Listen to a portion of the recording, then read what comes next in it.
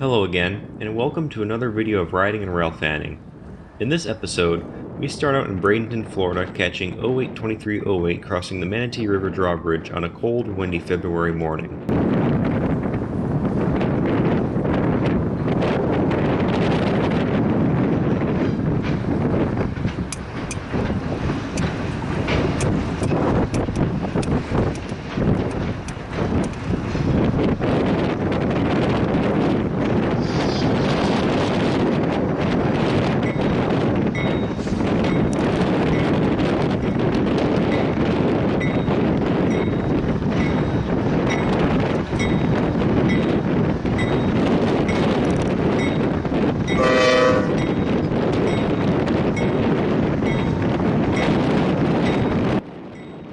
.0823 is a local that brings Tropicana reefers and other mixed freight to and from Tampa. The Tropicana cars were originally placed on the old Q740 and Q741, or Tropicana Juice Train as it was so called, before it was abolished in early 2017 once Hunter Harrison took over CSX.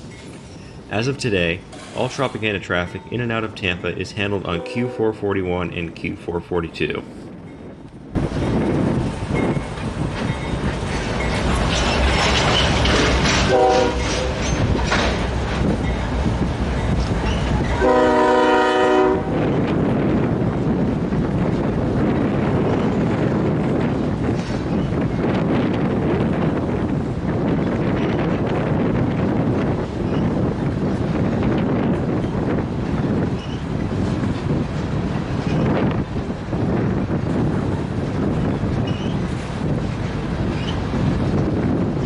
After 0823, my friend Connor, or Trainman 145 on YouTube, and I then headed down to Parrish, Florida for the real reason we were down south.